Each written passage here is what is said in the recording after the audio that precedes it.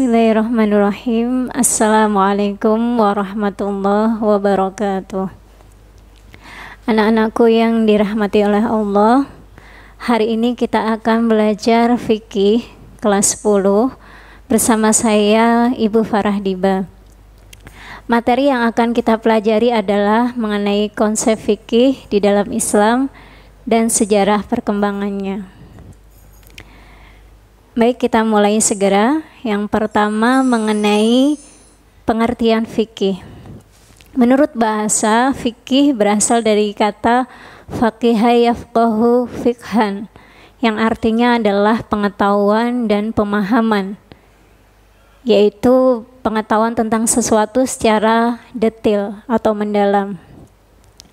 Dan fikih ini adalah pemahaman terhadap dalil-dalil hukum di dalam Al-Quran maupun As-Sunnah. Kemudian apa tuh pengertian dari fikih? Menurut istilah atau terminologi, ulama mendefinisikan fikih itu adalah pemahaman tentang hukum syar'i. Jadi tentang hukum syariat di dalam Al-Quran atau As-Sunnah yang berkaitan dengan amaliyah atau perbuatan dari mukallaf, yang diambil dari dalil-dalil yang terperinci. Karena tadi fikih adalah pemahaman yang mendalam, sehingga diperlukan dalil-dalil yang terperinci. Begitu. Berikutnya, apa saja yang menjadi sumber hukum di dalam Islam? Yang pertama pasti adalah, yang utama adalah Al-Quran. Berikutnya adalah As-Sunnah. Kemudian ijtihad, itu kalau satu orang mujtahid atau ulama, dan kemudian disebut ijma kalau itu adalah kesepakatan dari banyak ulama. Kemudian yang keempat adalah qiyas. Berikutnya objek kajian fikih. Apa yang dipelajari atau yang dikaji di dalam fikih, yaitu adalah perbuatan mukallaf. Perbuatan mukallaf ditinjau dari hukum syara', yaitu ada yang berupa perkataan maupun perbuatan. Misalnya kalau perkataan adalah akad nikah, kemudian kalau perbuatan misalnya jual beli, memberikan sedekah, ya perbuatan itu ya. Kemudian amaliyah ada yang hubungan dengan kholik atau ibadah, dan hubungan dengan makhluk atau muamalah. Kemudian berikutnya macam-macam hukum takrifi. Jadi fikih itu membicarakan tentang perbuatan, dan perbuatan itu ada dalilnya. Maka dalil-dalil syara itu ada yang berkaitan dengan perintah, yang sesuatu yang diperintahkan kepada mukallaf atau orang muslim yang sudah balik dan berakal maksudnya. Kemudian ada juga yang berupa larangan dan juga pilihan. Maka dari dalil-dalil tersebut bisa disimpulkan ada 5 hukum di dalam fikih. Yang pertama adalah ijab atau yang kita kenal wajib, kemudian nadab atau yang kita kenal sunnah, kemudian ibahah atau mubah, kemudian tahrim atau haram, dan karohah atau makruh.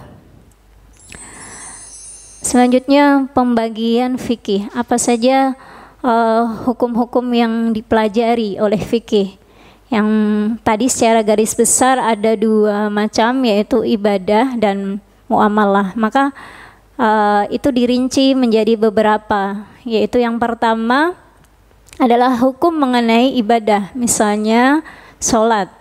Kemudian yang kedua hukum mengenai muamalah, misalnya tentang jual beli. Yang ketiga yaitu hukum mengenai keluarga, misalnya tentang nikah.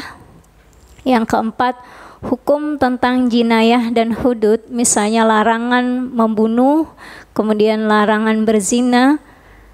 Selanjutnya hukum mengenai peradilan, misalnya ketentuan-ketentuan mengenai hakim, saksi, barang bukti, seperti itu. Kemudian yang berikutnya adalah hukum mengenai pemerintahan, misalnya di dalam perintah kita disuruh taat pada Allah, Rasulnya, dan ulil amri, seperti di Quran surat An-Nisa 59. Kemudian hukum mengenai hubungan antara negara. Misalnya kita diciptakan oleh Allah bersuku-suku, berbangsa-bangsa supaya saling mengenal. Quran surat Al-Hujurat ayat 13. Dan kemudian hukum mengenai adab atau akhlak, misalnya adab kepada kedua orang tua. Kemudian seringkali kita rancu antara istilah fikih dengan syariah. Padahal dua kata ini adalah berbeda pengertiannya. Maka kita juga akan mempelajari apa itu syariah. Syariah itu adalah berasal dari kata syara'a yashra'u, syara'an, syariatan, artinya adalah hukum, peraturan, atau jalan menuju ke air, sumber air begitu ya.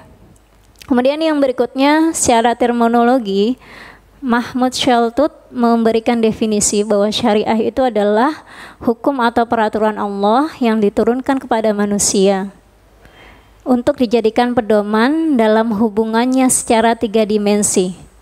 Jadi Allah menurunkan hukum atau peraturan itu dalam hubungan yang 3 dimensi, yaitu antara makhluk dengan kholiknya, demikian juga antara makhluk dengan makhluk, yaitu yang tadi kita bahas di dalam fikih, yaitu ibadah dan muamalah. Maka setelah kita mengetahui pengertian fikih, kemudian pengertian syariah, kita bisa membedakan antara syariah dengan fikih. Yang pertama, syariah itu adalah sumber hukum Islam itu sendiri. Kemudian fikih adalah pemahaman ulama terhadap sumber hukum Islam. Kemudian yang kedua, syariah itu adalah kalamnya Allah.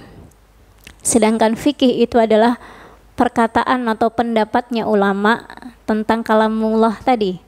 Kemudian yang ketiga, syariah itu bersifat pasti benar gitu. Sedangkan fikih itu relatif benar. Kemudian yang keempat, syariah itu tetap tidak berubah dimanapun dan kapanpun. Sedangkan fikih itu bisa berubah sesuai situasi dan kondisi. Kemudian yang selanjutnya, syariah itu sifatnya umum dan mendasar. Sedangkan fikih bersifat praktis dan terperinci.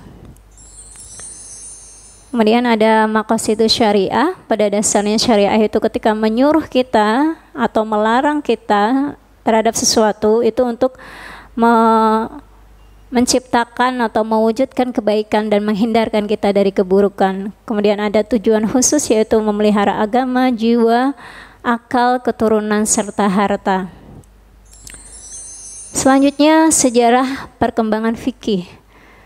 Fikih itu dimulai dari periodenya Rasulullah, di mana Rasulullah itu adalah menjadi sentral, atau semua persoalan fikih itu diserahkan kepada Rasulullah, dan itu terjadi pada periode Madinah.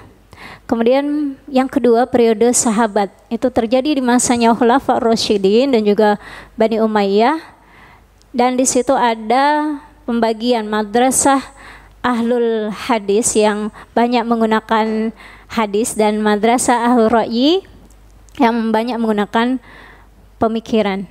Kemudian yang berikutnya periode keemasan, yaitu di masa lahirnya 4 madhab fikih dan juga penyusunan kitab fikih, dan yang terakhir adalah periode kemunduran di mana tidak ada lagi ijtihad. Terjadi bergeseran dari merujuk kepada Al-Quran dan As-Sunnah kepada merujuk hanya kepada kitab-kitab fikih. Demikianlah anak-anak pembahasan kita mengenai konsep fikih di dalam Islam dan sejarah perkembangannya. Kita akan berjumpa kembali dalam video pembelajaran berikutnya. Billahi taufiq wal hidayah. Wassalamualaikum warahmatullahi wabarakatuh.